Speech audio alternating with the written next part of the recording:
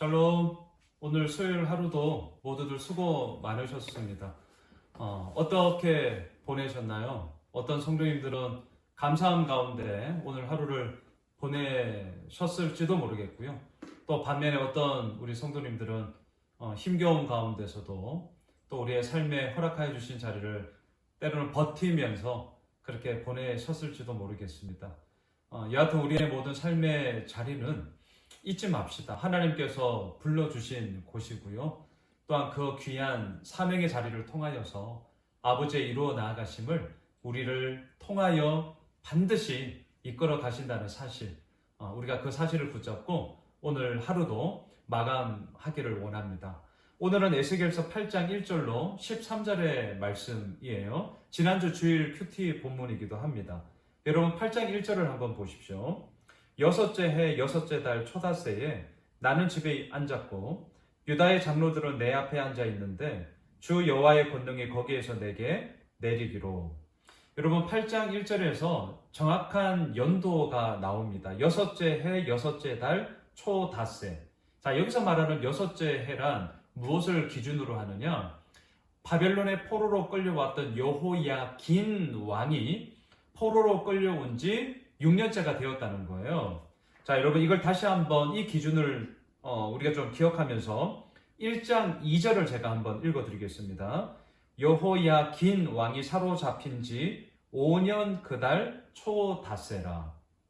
에스겔은 1장에서 하나님의 부르심과 환상을 통하여서 하나님의 그 소명을 받게 됩니다. 이때가 언제냐면 여호야긴 왕이 포로로 끌려온 지 5년 그달 초닷새예요. 자, 5년째였어요. 그러다가 오늘 에스겔 8장에 오니까 여섯째 해가 되었습니다. 1년 2개월이라는 시간이 벌써 지난 거예요. 그러니까 시간으로 따진다면 에스겔서 1장부터 7장까지, 그리고 8장은 1장에서 있었던 사건으로부터 1년 2개월이 지난 후, 이렇게 이해하시면 되겠습니다. 자, 1년 2개월 지났어요. 그러면 그 사이에 물론 하나님의 환상과 하나님의 부르심이 있었다는 것을 우리가 쭉 보았고요. 특별히 에스겔서 4장 기억나십니까? 이스라엘의 죄악으로 말미암아 왼쪽으로 390일을 누워 있어야 합니다. 마냥 다 누워 있는 건 물론 아니에요. 이건 상징적인 행위죠. 또한 남유다의 죄악으로 인하여서 40일 동안 오른쪽으로 누워 있어야 했었습니다. 자, 390일, 40일, 이걸 대략 합치면 1년 2개월이 돼요. 자, 이처럼 하나님은 에스겔에게 말씀하신 것들이 1차적으로 끝나갈 무렵에 다시 한번 오늘 에스겔 8장에서부터 하나님께서 말씀하여 주심과 이루어 가시는 또 다른 두 번째 스텝으로 진행이 되어진다는 것을 우리가 확인하게 되겠죠. 자, 1절을 다시 한번 보십시오. 그렇게 초닷새에 나는 집에 앉았고 유다의 장로들이 내 앞에 앉아 있다고 얘기를 합니다. 왜 유다의 장로들이 이 에스겔의 집에 와서 앞에 앉아 있었을까요? 그것은 제가 앞서도 말씀드린 것처럼 390일 동안 누워있고 40일 동안 누워있고 이러한 상징적인 행위는 이 소문이 났을 것이고요. 또한 이 유다의 장로들에게 하나님께서 뭔가 에스겔을 통하여 말씀하심이 있구나라는 것을 알았기 때문이에요. 그래서 그 하나님의 뜻하심 속에 온전히 반응하고 있는 에스겔 앞에 앉아 있는 거예요. 그리고 그 에스겔을 통하여서 하나님께서 무슨 말씀을 하실까라는 그런 간절함과 기대감을 가지고 지금 에스겔의 집 앞에 앉아 있었던 것이죠. 자, 그런 상황 가운데서 1절 중반에 보시면 주 여호와의 권능이 거기에서 내게 내리기로. 2절입니다. 내가 보니 불같은 형상이 있더라. 그 허리 아래의 모양은 불 같고 허리 위에는 광채가 나서 단쇠 같은데. 에스겔서 1장 27절 28절에 나오는 말씀과 똑같아요. 다시 한번 정리해 볼까요? 에스겔서 1장에서 하나님의 환상을 보아 하나님의 사명을 감당하며 시작했던 것이 1년 2개월이 지났습니다. 그 1년 2개월 후에 다시 한번 하나님은 동일한 환상을 통하여서 에스겔에게 말씀하고 계셔요. 자, 그런데 오늘 8장 이유를 보면 이 에스겔을 하나님께서 자꾸 이제 끌고 가십니다. 물론 환상을 통해서 보여주시는 거죠. 그런데 그 모습이 너무나 안타까운 모습이 나옵니다. 여러분 3절로 가보십시오. 그가 송 같은 것을 펴서 내 머리털 한 모습을 잡으며 주의 영이 나를 들어 천지 사이로 올리시고 하나님의 환상 가운데 나를 이끌어 예루살렘으로 가서 안뜰로 들어가는 북향한 문에 이르시니 거기에는 질투의 우상 곧 질투를 일어나게 하는 우상의 자리가 있는 곳이라. 자, 예루살렘 그리고 안뜰. 예루살렘은 하나님의 도시죠. 하나님의 도성입니다. 또한 예루살렘 성전은 하나님의 임재와 상징입니다. 바로 그곳에서 무엇이 있습니까? 질투를 일어나게 하는 우상의 자리가 있더라는 거예요. 자, 4절도 계속 보십시오. 이스라엘 하나님의 영광이 거기에 있는데 내가 들에서 본 모습과 같더라. 자, 들에서 보았다. 이건 어디서 보았습니까? 에스겔서 3장 22절 이하에서 들에서 다시 한번 하나님의 환상을 보았던 것처럼 오늘 다시 한번 8장에서도 그 똑같은 환상의 모습을 보았다는 거예요. 하나님의 영광의 모습을 보았다는 거예요. 그런데 5절 그가 내게 이르시되 인자야 이제 너는 눈을 들어 북쪽을 바라보라 하시기로 내가 눈을 들어 북쪽을 바라보니 제단문 어기 북쪽에 그 질투의 우상이 있더라. 자, 오늘 수요 저녁 예배 설교의 제목이 질투의 우상이에요. 먼저 결론부터 말씀을 드린다면 질투의 우상이 거기에 있어서는 안 되죠. 우상이 있어야 할 자리가 아니라 하나님의 영광이 가득 참으로 인하여 하나님의 영광 가운데 모든 것이 이루어졌음을 선포하는 자리여야 했습니다. 그런데 어찌하여서 하나님의 모습은 온데간데 없고 하나님을 인정하고 하나님을 고백하고 하나님을 선포하는 모습은 온데간데 없고 우상이 떡하니 자리 잡고 있다는 사실이 얼마나 허황되고 얼마나 망령된 일입니까? 여러분 10계명 가운데 2계명 무엇입니까? 우상 만들지 말라는 거예요. 그러면서 뒷부분에 하나님께서 뭐라고 말씀하셨습니까? 나는 질투하는 하나님이라 말씀하셨어요. 질투하는 하나님. 무엇을 의미합니까? 내가 너희들을 나의 자녀로 삼았고 또한 너와 나 사이에 언약을 맺어 나는 그 언약을 지키면서 또한 그 언약을 이루면서 너희들은 나의 언약의 백성으로서 나만 보며 살아가면 돼. 그러면 내가 너희들을 책임져 줄 거야. 이 말씀을 하신 것 아니겠어요? 그런데 그 모든 언약과 약속을 붙잡으며 살아가야 할 이스라엘 백성들이 하나님이 있어야 할 그 자리에 우상을 섬기고 있으니 하나님이 얼마나 안타깝겠습니까? 아니 안타까움을 뛰어넘어 분노와 배신의 그런 아픔들이 그 자리 가운데 펼쳐져 나아가게 되는 것이죠. 그래서 하나님은 그 우상들을 뭐라고 말씀하시느냐? 질투의 우상이다 라고 말씀을 하세요. 하나님의 질투는요, 단지 우리들의 인간적인 감정의 그런 질투의 의미라기보다는 당신의 모든 100% 오르심을 쏟아 부었음에도 불구하고 그 100% 오르심 앞에 온전하게 반응하지 못하는 이스라엘 백성들, 그리고 더 나아가 우리처럼 하나님의 자녀들의 그런 불순종함에 대한 안타까움, 슬픔, 그리고 그것을 향한 다시금 돌아오게 하고자 하는 그러한 하나님의 진실됨을 오늘 질투라는 말을 통하여 하나님은 당신의 마음을 펼쳐 보여주고 계십니다. 자, 이처럼 가증한 일이 예루살렘 가운데 펼쳐지고 있습니다. 가증한 일이 예루살렘 성전에서 펼쳐지고 있습니다. 그리고 하나님이 계셔야 될 그 자리에 우상이 떡하니 자리 잡고 있습니다. 이걸 지금 누가 봅니까? 환상 가운데 에스겔이 보고 있는 것이죠.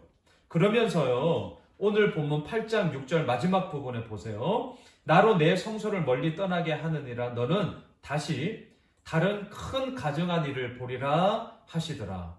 이것도 가증한데 이제 더 가증한 일들을 에스겔 네가 보게 될 거야. 그러면서 7절로 가보십시오. 그가 나를 이끌고 뜰 문에 이르시기로 내가 본즉 담에 구멍이 있더라. 자, 더 큰 가증한 일을 너가 보게 될 거야 라고 말씀하시면서요, 뜰 문에 이르면서 이렇게 보니까 담에 구멍이 있어요. 그래서 8절을 보십시오. 그가 내게 이르시되 인자야 너는 이 담을 헐라 하시기로 내가 그 담을 허니 한 문이 있더라. 구멍난 담을 헐어버렸어요. 그랬더니 또 문이 있습니다. 9절로 가보십시오. 또 내게 이르시되 들어가서 그들이 거기에서 행하는 가증하고 악한 일을 보라 하시기로. 자, 더 큰 가증한 것들을 보게 될 거야 라고 하시면서 구멍난 담을 헐었더니 문이 있고 그 문을 열고 들어가면 더 큰 가증한 일들을 이제 에스겔이 보게 된다는 거예요. 자, 그 가증한 일이 무엇인 줄 아십니까? 10절을 보십시오. 내가 들어가 보니 각양 곤충과 가증한 짐승과 이스라엘 족속의 모든 우상을 그 사방 벽에 그렸고. 자, 사방의 모든 벽에 곤충, 짐승, 그리고 각종 모든 우상들이 그림 그려져 있었다라는 거예요. 이곳이 지금 어딘 줄 아십니까? 하나님의 성전이에요. 하나님의 영광이 머물러야 될 성소 가운데 어찌하여서 이 우상들의 그림이 그려질 수 있겠습니까? 그런데 더 과간인 게 무엇인 줄 아십니까? 11절을 보십시오. 이스라엘 족속의 장로 중 70명이 그 앞에 섰으며. 자, 이 70명은 이스라엘 12지파를 상징하고 대표하는 자들이겠죠. 리더십들 아닙니까? 그리고 계속 보세요. 사반의 아들 야아사냐도 그 가운데에 섰고 각기 손에 향로를 들었는데 향연이 구름같이 오르더라. 70명의 장로가 있었고요. 그 가운데 사반의 아들 야아사냐도 그 가운데 섰다. 대표하는 대표자로서 야아사냐가 나옵니다. 그의 아버지가 누구냐? 사반이에요. 여러분, 사반은요, 요시야 왕이 종교개혁을 단행할 때에 대제사장 힐기야와 함께 그 종교개혁을 단행하는 리더로서, 주도자로서 일했던 서기관입니다. 그리고 이 사반에게는 세 아들이 있었어요. 아이감이라는 아들이 있습니다. 이 아이감은 자신의 위엄을 무릅쓰고 위기에 있던 예레미야 선지자를 보호했던 아주 의롭고 경건한 사람이었어요. 또한 엘라사라는 아들이 있었어요. 유다의 마지막 왕 시드기야가 그를 중용합니다. 그리고 바벨론의 사신으로 다녀올 만큼 아주 지략이 뛰어나고 또 왕의 신임을 얻었던 자가 엘라사였습니다. 그리고 또 한 아들이 있는데 그 아들이 누구냐? 오늘 본문에 나오는 야사냐예요. 근데 지금 야사냐가 뭐 하고 있습니까? 하나님을 찬양하는 자리에 있지 않아요. 하나님을 섬기는 자리에 있지 않아요. 자신의 아버지 사반처럼 종교개혁을 단행함을 통하여서 하나님의 질서를 이 땅 가운데 세우고 하나님의 이끄심을 증거하며 확정하는 자리에 서 있지 않아요. 그 아버지의 그 아들이 되어야 하는데 너무나 안타깝게도 그 아버지와는 달리 이 야사냐는 무엇을 하고 있습니까? 온갖 우상의 그림을 그리고 그 우상이 가득 차 있는 방에 향로를 들고 그곳에 연기를 피우면서 우상을 섬기는 대표자로 변질되어 그 자리에 우두커니 서 있더라는 것이죠. 자, 이 모습을 보면서 하나님이 지금 에스겔에게 뭐라고 말씀하셨습니까? 너 가증한 것을 볼 거야. 그리고 너 더 큰 가증한 것을 볼 거야. 너무나 마음 아픈 이야기고요. 너무나 안타까운 이야기예요. 근데 그 가증하고 더 가증한 일을 보았는데 더 가증함 속에 누가 중심으로 서 있습니까? 사반의 아들 야사냐. 야사냐라는 이름의 뜻은 무엇이냐? 여호와는 들으신다라는 뜻이에요. 너무나 이름과는 어울리지 않습니다. 여호와는 들으신다라는 이름을 가지고 있는 자가 하나님으로부터 듣지 않으세요. 하나님은 또한 그에게 듣기를 원하시는데 이 야사냐는 하나님을 찾지를 않습니다. 제가 늘 말씀드리잖아요. 하나님께 묻고 하나님으로부터 듣고 그 물음과 들음을 통하여서 우리의 삶 가운데 따름이 이루어져야 한다. 야사냐도 그 길을 걸어야 했죠. 적어도 아버지만큼만 걸어갔다 할지라도 그의 삶 가운데는 너무나도 큰 하나님의 영광스러움에 놀라운 일들이 가득하게 그를 붙잡았을 것입니다. 그런데 너무나 안타깝게도 너무나 죄악된 가운데 너무나 가증된 가운데 이 야사냐는 그 자리에 서 있습니다. 여러분, 마지막 13절을 한번 보십시오. 8장 13절인데요. 또 내게 이르시되 너는 다시 그들이 행하는 바 다른 큰 가증한 일을 보리라 하시더라. 하나님의 가정함의 이야기가, 하나님 보시기에 가정함의 이야기가 계속해서 바벨론 포로로 끌려간 이스라엘 백성들에게 이루어져 나아가고 있습니다. 이것을 이미 우리는 9장과 10장을 통하여서 새벽마다 그 가정함이 어떠한 모습이었는지를 우리는 이미 보고 있는 것이죠. 말씀을 정리하겠습니다. 오늘 말씀의 제목이 질투의 우상이에요. 우상은요, 하나님이 있어야 할 자리에 다른 그 무엇인가가 그 자리를 떡하니 차지한다면 그것이 무엇이든지 간에 다 우상이 되는 것이죠. 그 우상은 하나님의 질투를 일으킵니다. 하나님이 무능해서 단지 감정적으로 질투한다 이런 의미가 아니라 그 우상은 무익해요. 오히려 그 우상을 섬기고 있는 하나님의 언약 백성들을 향한 하나님의 안타까움, 하나님의 진실된 마음, 그리고 더 나아가 너희들의 그릇된 길에서 다시금 돌아와 나만을 바라보며 나의 언약 백성으로서의 자리를 지켜라 라는 하나님의 진실된 또한 하나님의 돌아오라는 간절한 호소라는 사실을 우리는 오늘 본문을 통해 깨닫게 됩니다. 사랑하는 예수오미실 가족 여러분, 오늘 하나님은 에스겔에게 보여주시고 또 보여주시고 그를 자꾸 이끌어가면서 보여주셔요. 근데 그 보여주시는 일은 너무나 슬프게도 가증하고 더 큰 가증한 일이요.